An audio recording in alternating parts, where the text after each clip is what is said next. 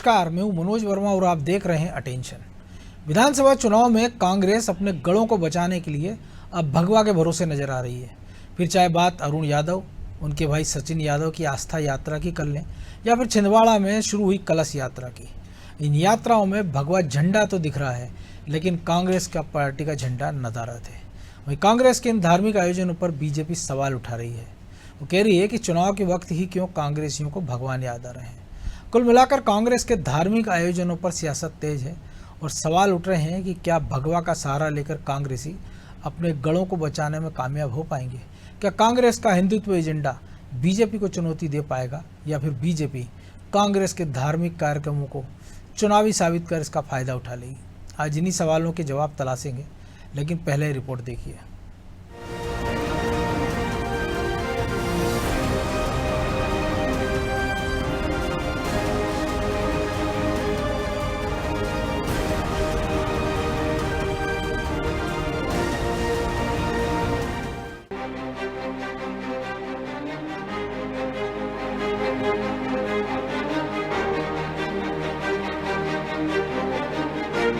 चाहे आप लोग हो या अभिनेता या फिर नेता, जब कोई संकट सामने दिखता है तो सबसे पहले प्रभु ही याद आते हैं। मध्य प्रदेश विधानसभा चुनाव में भी कांग्रेसी अपने अपने गढ़ों को बचाने के लिए भगवान भरोसे नजर आ रहे हैं। यकीन ना हो तो ये तस्वीर देख लें।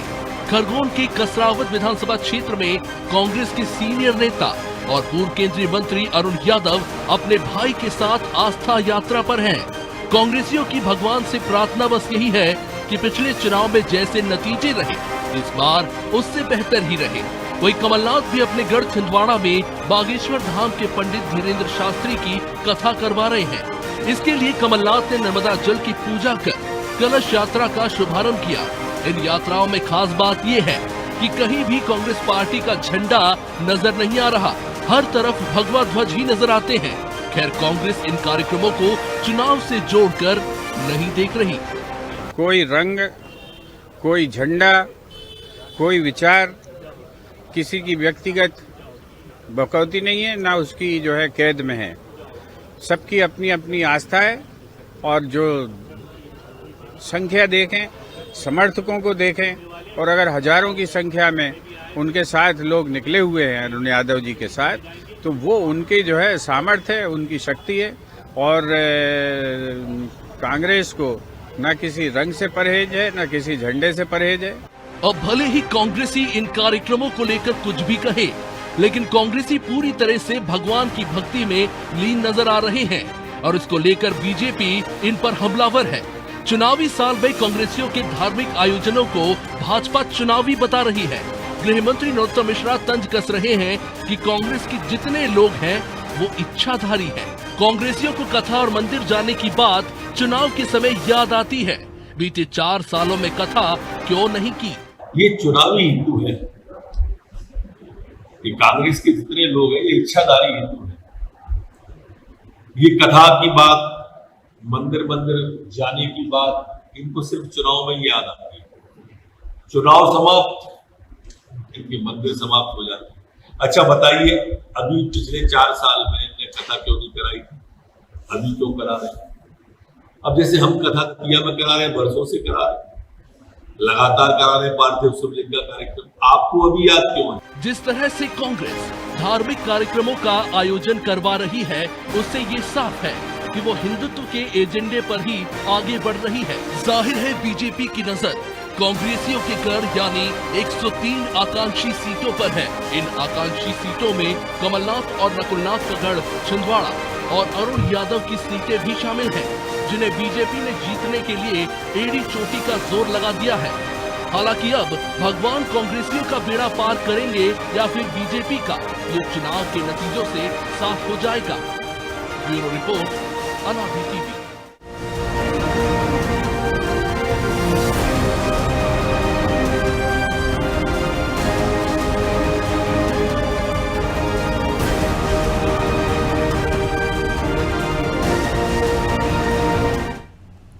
तो इसी मुद्दे पर चर्चा करने के लिए हमारे साथ जुड़ गए वरिष्ठ पत्रकार रमेश शर्मा और हमारे सहयोगी ब्रिजेश चौक से। बहुत स्वागत है शर्मा जी आपका। और धर्म निहायत व्यक्तिगत आस्था का प्रतीक है, लेकिन अगर सार्वजनिक जीवन में जो लोग हैं राजनीति में, अगर वो धार्मिक आयोजन करते हैं तो जाहिर सी बात है कि उसको राजनीति से जोड़कर देखा जाएगा। लेकिन इसके पहले हमने देखा कि जब इस प्रकार के आयोजन होते थे तो पार्टी का झंडा सबसे आगे हुआ करता था, नारे, बैनर, पोस्टर, उनका चुनाव चिन्ह। लेकिन इस बार से गायब नज़र आ रहे हैं। चाहे हम अरुण यादव, सचिन यादव की यात्रा देख लें कि वो नाचते हुए नज़र आ रहे हैं भगवा कपड़ों में, रैलियों में उनके भगवा झंडे दिख रहे हैं। कांग्रेस का ना कोई झंडा है ना चुनाव चिन्ह है। कमलनाथ की जो कथा शुरू होने वाली बागेश्वर धाम की कलश यात्रा निकल रही है, उसमें भगवा भगवा नज़र आ रहा है। तो चुनावी मजबूरी या भगवा जरूरी? देखिए, इसमें तो कोई शक नहीं कि चुनाव के लिए अब कम से कम कांग्रेस को भी भगवा जरूरी लगने लगा है।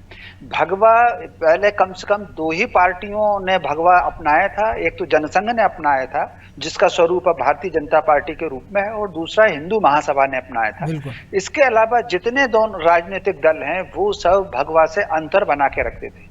इसके अलावा एक और बात राजनीति में देखने को लगती थी, जनसंघ और हिंदू महासभा को छोड़ करके, या एक और पार्टी जो विलुप्त हो गई, राम राज्य परिषद, जो करपात्री जी महाराज ने बनाई थी, उसमें भी भगवा था। तो इनके अलावा बाकी ये जो बड़ी पार्टियां थी, विशेषकर कांग्रेस थी, साम्यवादी दल थे, ये जो और पार्टियां थी, समाजवादी पार्टी भी बीच में आई, ये कहीं ना कहीं भगवा से अंतर रखते थे। और एक बड़ी परंपरा थी, चाहे वो प्रधानमंत्री निवास हो या मुख्यमंत्रियों के निवास हो, वहां पर सामूहिक रोजा अफ्तार होता था। और ईद के समय मुख्यमंत्री जाते थे। कभी भी कोई राजनेता, कोई मुख्यमंत्री, कोई प्रधानमंत्री कुंभ में कहीं नहीं गया। किसी और तीर्थों में बहुत कम जाते थे, हालांकि इंदिरा जी कुछ मंदिरों में गई हुई हैं, लेकिन बाकी लोग इससे परहेज रखते थे। और कहीं ना कहीं जो पत्राचार हुआ है सोमनाथ को लेकर के, या रामलला जब प्रकट हुए थे उसको लेकर के प्रधानमंत्री जी का, उससे भी बहुत कुछ स्पष्ट है। लेकिन जैसे ही समय ने करवट बदली है, और समय में करवट बदली है और राजनीति में कहीं ना कहीं आस्था प्रभावित हुई है, और जो कहीं ना कहीं भगवा, जो लोग रंग को पसंद करते हैं सनातन परंपरा के, उनमें अगर स्वाभिमान जागा है, तो राजनीतिक दलों में भी अब ये होड़ लग गई कि कौन कितना ज्यादा भगवाधारी हो सकता है। उसी की झलक हमको आज ये अरुण यादव जी के कार्यक्रम में दिखती है। जी ब्रजेश जी, झलक हमको दिख रही है। भूपेंद्र यादव कह रहे हैं कि ना रंग, ना झंडे, ना विचार पर किसी का बपोती है। तो फिर कांग्रेस को हम देखते हैं कि हरे रंग से क्यों परहेज दिखने लगा आजकल। ईद के कार्यक्रमों को लेकर बात उठती है, सवाल उठता रहा है कि पीसीसी भगवा रंग में रख गई, तो धर्मनिरपेक्ष पार्टी भी भगवा चोला ओढ़ के नजर आ रही है। तो अलग अलग मजबूरी हम देख सकते हैं कि अरुण यादव चुनाव हार चुके हैं लोकसभा का, इस बार खतरे में टिकट मिलता है नहीं मिलता है, क्योंकि पिछली बार भी उनको कहे तो बलि का बकरा बना के बुधनी भेज दिया गया था। हम देखते हैं कि इंदौर में संजय शुक्ला कराते हैं प्रदीप मिश्रा की कथा, वो नगरीय निकाय चुनाव में अपने क्षेत्र में महापौर के चुनाव बड़े अंतर से हार गए। छिंदवाड़ा को जिस प्रकार से बीजेपी ने टारगेट किया है, चाहे वो केंद्रीय मंत्रियों की फौज वहाँ लगी हुई है, खुद अमित शाह वहाँ का दौरा कर चुके हैं, तो एकमात्र रास्ता यही बच रहा है, क्योंकि उनको लग रहा है कि खड़गे, प्रियंका या राहुल उनकी नैया मध्य प्रदेश में पार नहीं लगा सकते। तो पहले खुद की नैया पार लगाओ, फिर पार्टी का सोचो। देखिए मनोज जी, अपने कहा जाता है ना, जब संकट आता है तो सबसे पहले किसको याद किया जाता है? तो संकट में ही भगवान को याद करते हैं। यदि पहले से करते रहे होते तो ये हालात ही नहीं होते। कांग्रेस को अब क्यों याद करना पड़ रहा है? क्योंकि एक तरह से उन पर लेवल चिपका दिया बीजेपी ने कि मुस्लिम तुष्टीकरण की राजनीति करती है, मुसलमानों की पार्टी बनकर रह गई है। इसके बाद आप देखिए, जो पार्टी पहले धर्मनिरपेक्ष पार्टी थी, सभी धर्मों के लोगों को साथ लेकर लगातार सत्ता का सुख भोगती रही, जब उसको लगा कि एक वर्ग उससे हट गया, और वो इसलिए हट गया है कि वही कहने लगे कि सबसे पहले अल्पसंख्यकों का हक है, सरकारी संसाधनों पे उनकी नीतियां ऐसी, उनके बयान ऐसे आने लगे जिससे उनकी तुष्टीकरण की जो बात थी, जो करना चाहते थे वो राजनीति में, वो दूसरों को समझ में आने लगा। अब दौर बदल गया है, सोशल मीडिया का दौर है। यदि आप कुछ बोलते हैं तो बंद कमरे से भी बाहर बात आ जाती है। तो मुसलमानों को साधने के लिए आप लगातार करते रहे, क्योंकि आप सत्ता में बने रहे। लेकिन जब एक दल जिसने हिंदुत्व के छाते के नीचे सारी जातियों में बटे बहुसंख्यक समाज को एकजुट करने की कोशिश की और सफलता भी मिली, उसके बाद तब आपको लगने लगा कि अब इस वर्ग को साथ लिए बिना हम सत्ता में दोबारा नहीं लौट सकते हैं। तो आप देखिए, आप जनेऊ धारण करने लगे, आप मंदिरों में जाने लगे। AK एंटोनी ने बार बार कहा कि आप बिना हिंदुओं को साधे, बिना बहुसंख्यकों को साधे सत्ता में नहीं लौट सकते। सार्वजनिक मंचों से कहा, कई बार कहा। और एक रिपोर्ट उन्होंने हार के बाद तैयार की थी, हालांकि उनका बेटा अनिल एंटोनी अब बीजेपी में राष्ट्रीय सचिव बन गए। तो बार बार उनकी सलाह को दरकिनार किया, लेकिन जब हालात ये हो गए कि पूरे देश में कांग्रेस किस स्थिति में पहुंच गई, तो आप देखिए फिर उनको हिंदुओं को वोट साधने के लिए वो सारे जतन करने पड़े। हम अपने पड़ोसी राज्य में चले जाते हैं, छत्तीसगढ़ में गौमूत्र खरीदने से लेके रामपद गबन से लेके वो तमाम जो सब्जेक्ट किसके हुआ करते थे, बीजेपी के हुए, और आधा दर्जन से ज्यादा राम भगवान की प्रतिमा बनाई। हम मध्य प्रदेश की बात करें तो किससे पहले क्या कमलनाथ जी के 40 साल के जीवन राजनीतिक जीवन की हम बात करें तो क्या कभी उन्होंने इससे पहले कहा कि मैं बड़ा हनुमान भक्त हूं? जिस तरह से प्रचार करते दिख रही है 2018 के बाद से कांग्रेस, कभी आपने दिग्विजय सिंह के मुंह से सुना कि उनके घर में इतने सारे मंदिर हैं, वो 11 का व्रत रखते हैं, गुरुवार का व्रत रखते हैं और नर्मदा परिक्रमा करते हैं, नर्मदा जी के भक्त हैं? ये सब कब कहने लगी कांग्रेस? कांग्रेस के नेता पहले कहते थे कि हम राजनीति से धर्म को दूर रखते हैं, राजनीति में धर्म का घालमेल नहीं होना चाहिए, क्योंकि उनको डर रहता था कि यदि घालमेल करेंगे तो कहीं एक जो वर्ग है, जो उनका वोट बैंक है, कोर वोट बैंक है, वो छिटक ना जाए। वो भी छिटकने लगा। आप मध्य प्रदेश में देखिए कि जब कांग्रेस को लगा कि साहब गणेश उत्सवों से लेकर जो हिंदू तीज त्योहार हैं उनसे दूरी क्यों बनाए कांग्रेस नेता, जब वो बनाने लगे तो आप देखिए कि मध्य प्रदेश की राजधानी भोपाल में पीसीसी में आप देखिए कि अल्पसंख्यक भी पहुंच जाते हैं कि बकरीद मनाना है हमको, हमें वो सब कुछ करना है जो बाकी के त्योहार के लिए कर रहे हैं। कभी कांग्रेस कार्यालय से आपने कल्पना की थी क्या मनोज जी कि वो जिला अध्यक्षों को पत्र लिख के कि आप हनुमान चालीसा का पाठ कराइए, आप अपने यहाँ गणेश उत्सव मनाइए? ये आपको करना क्यों पड़ा? निश्चित तौर पर यदि ये आयोजन हो रहे हैं तो उसके पीछे आपका राजनीतिक हित छुपा हुआ है, आप राजनीतिक लाभ लेना चाहते हैं कि इसलिए आपको ये सारे आयोजन करना पड़ रहे हैं, क्योंकि इसी के माध्यम से। और उनको ये भी लग रहा है कि दो दलीय व्यवस्था में अल्पसंख्यक वोटरों की मजबूरी है कि वो उनके छोड़कर कहीं नहीं जाएगा, बीजेपी के पाले में जाएगा भी तो 7-8-10%।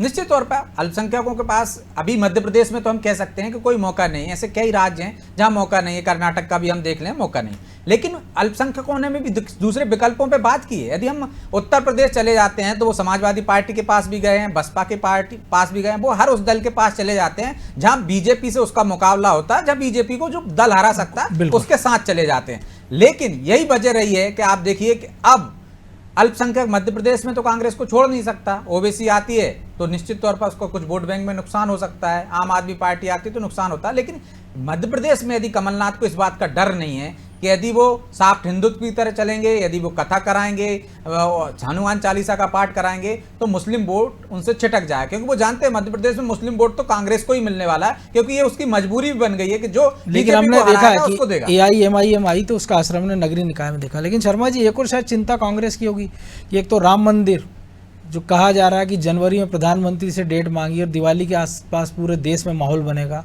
और ये वक्त होगा जब विधानसभा चुनाव की दहलीज पे मध्य प्रदेश, राजस्थान, छत्तीसगढ़ जैसे राज्य खड़े होंगे और लोकसभा भी ज़्यादा दूर नहीं बचेगा।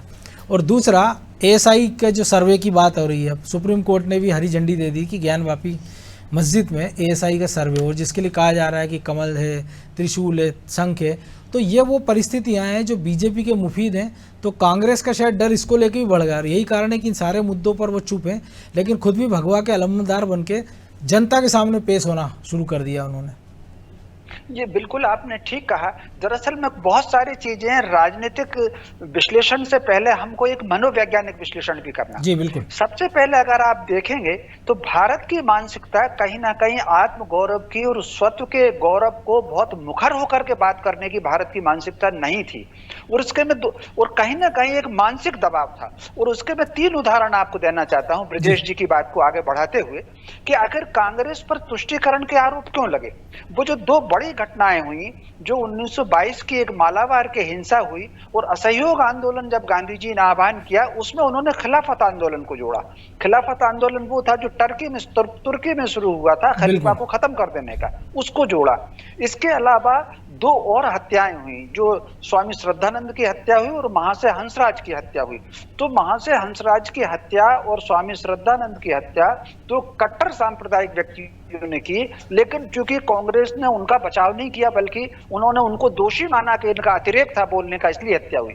तीसरी घटना और जो हुई, गणेश उत्सव जब मनाना शुरू हुआ, लोकमान्य तिलक ने, हालांकि उनका दिवंगत हो गए थे 1920 में, उसके बाद हाँ, गणेश उत्सव से उन्होंने, कांग्रेस ने खुद को दूर रखा। वो फिर दो घटनाएं और जो बहुत हाइट की हुई, वो हुई जब मुस्लिम लीग ने ये मांग की। मुस्लिम लीग ने ये मांग ये की कि जो आंतरिक चुनाव हुए 1937-36 के आसपास, कि मुसलमानों को विशेष क्षेत्र दिए जाएं ताकि उनके प्रतिनिधि चुनकर आ पाए। तो उन्होंने अंग्रेजों को तैयार किया लीग ने, और कांग्रेस इसके लिए तैयार हो गई। फिर तीसरी जो बड़ी घटना और हुई, जो गांधी जी की भी हत्या के पहले, जब नेहरू जी ने अंतरिम मंत्रिमंडल बनाया, माउंटबेटन तय हो गया था कि भारत आजाद होगा, वो बंटवारा होगा। वो सितंबर 1946, मुझे अच्छी तरीके से याद है, सितंबर की शायद 6 या 8 तारीख होगी, जब अंतरिम मंत्रिमंडल कांग्रेस ने बनाया, तो उसमें सर्वदलीय मंत्रिमंडल में हिंदू महासभा को शामिल नहीं किया, मुस्लिम लीग को शामिल किया। और उसमें जो लीग के 3 मंत्री थे, उसमें वो लियाकत अली भी थे, जो पाकिस्तान के पहले प्रधानमंत्री थे। तो वहां से फिर कांग्रेस पर तुष्टीकरण का आरोप लगने लगा, और कांग्रेस उसी धारा पर लगभग काम करती रही। अभी ये जो बदलाव आया है, बदलाव में कहीं ना कहीं समाज में जो मुखरता आई है, उस मुखरता के चलते अब कांग्रेस को लग रहा है कि वो हिंदू हितों को इग्नोर नहीं कर सकते, हिंदुओं की भावनाओं को साथ लेकर के ही काम करेंगे। और ये जो कहीं ना कहीं उनसे हिंदू विरोध हुआ। एक और बात मैं कहना चाहूंगा कि मुस्लिम समाज की बहुत वो रणनीति के साथ काम करता है। आप अगर मुस्लिम लीग के बयान देखें, मोहम्मद अली जिन्ना के बयान देखें, तो वो कांग्रेस को हिंदुओं की पार्टी घोषित करते थे। उस सारे के सारे मुस्लिम समाज के लोग या तो अंग्रेजों के साथ थे या मुस्लिम लीग के साथ थे। और जैसे ही अंग्रेज चले गए, कांग्रेस आई, मुस्लिम समाज अपनी राजनीतिक दूरदृष्टा के कारण कांग्रेस से जुड़ा। और एक आपको आश्चर्य होगा कि 1977 के चुनाव में जब लगा कि कांग्रेस को नुकसान है, तो पूरे तो उत्तर भारत में, मध्य भारत में और पश्चिम भारत में जो शाही इमाम थे दिल्ली के, उन्होंने देश भर में सभाएं करके कांग्रेस के खिलाफ वोट की अपील की थी। और फिर कांग्रेस आई तो फिर वो लौटे। उसी तरीके से आप अगर देखें, जब सरकार बनी थी 1989 में, जो सरकार बनी थी संयुक्त मिला करके, कांग्रेस हारी थी, तो मुस्लिम समाज विभिन्न उसी समय समाजवादी पार्टी हो, बिहार हो, बंगाल हो, कांग्रेस से टूट करके उनके साथ गया। तो कहीं ना कहीं वो हमेशा सत्ता के साथ रहे हैं। हाँ, भाजपा को जरूर मुस्लिम समाज कम पसंद कर पा रहा है, बाकी मुस्लिम समाज राजनीतिक दूरदर्शिता के कारण हमेशा सत्ता के साथ रहता है। जी, तो अभी भी शायद यही लग रहा होगा कांग्रेस या कमलनाथ को कि मजबूरी है उनकी कि जाएगा कहाँ। हाँ, निश्चित रूप से अब उनको तो ये लग रहा है कि मुस्लिम समाज तो उनके साथ रहेगा ही, क्योंकि वो भाजपा के साथ नहीं जाएगा। उनको हिंदुओं को साधना है, इसलिए वो भगवा रंग को लेकर के बहुत ज्यादा सक्रिय दिख रहे हैं वो। जी, तो ब्रजेश जी, केवल इतने से काम हो पाएगा कि आपने अगर कथा करा ली, भगवा यात्रा निकाल रही है, तो इंडिविजुअल आपको लाभ मिल गया मान लीजिए, पूरी पार्टी, उसके लिए भी तो एक रणनीति आपको बनाना होगी। वो रणनीति क्या होगी?